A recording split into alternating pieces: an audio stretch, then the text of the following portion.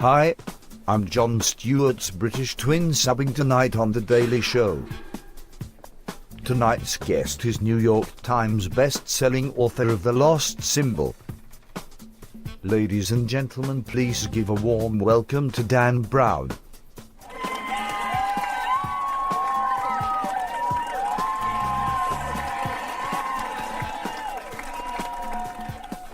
It is great to be here, John. Thanks for having me.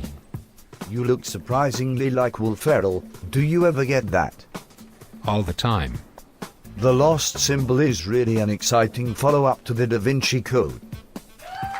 Robert Langdon really gets around in this story, and the codes and secrets are fascinating. Why do you think it is so? Well, all groups and organizations and places in my stories do exist in real life, and I think that makes it more interesting. Someone told me it took you 6 years to write. I was writing it when the Da Vinci Code first came out. I got sidetracked for about 5 years before I could concentrate on the next book. Wow, really? 5 years? It took you 5 years to get back to it? Yes, John, 5 years. I realized that none of it had any relevance to what I was doing. I'm just a guy who tells a story. With a lot more money. Yes, there were dramatic life changes for sure.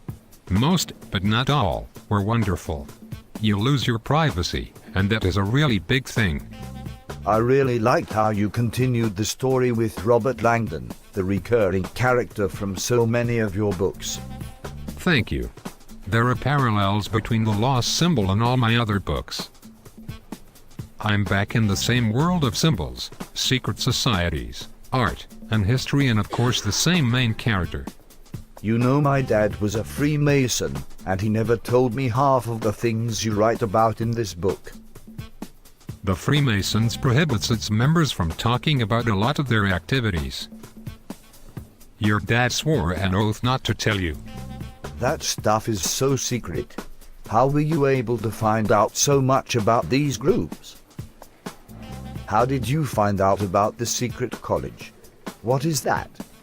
Well, John, then it wouldn't be a secret now, would it? Oh, come on. You can tell me. Who am I going to tell? The most will be 6, 7 people tops. Seriously. So what interests you about DC? I'm fascinated by power. Especially veiled power. Shadow power. The National Security Agency. The National Reconnaissance Office. Opus Dei. The idea that in those places everything happens for reasons we were not quite seeing. It leaves a lot to the reader's imagination. Don't you think? You kept me on the edge of my seat with this book. That thing you found in DC, that set you on your quest, was really scary. I can't wait to see the movie. Is it hard now to write about Robert Langdon, the main character, without picturing Tom Hanks? No. I have spent so much more time with the book character Robert Langdon in my head than I have watching Tom Hanks on the set. It doesn't even occur to me. Is there a person or persons who really inspired you to become a novelist? For a few years I was pursuing a musical career, but when I read The Doomsday Conspiracy by Sidney Sheldon while I was on vacation, and I realized that I wanted to do it too. I can see how he would have been a major influence. It has been great, but we really have to start wrapping this up. I just have one more thing to say, John, if that's okay. Well, okay.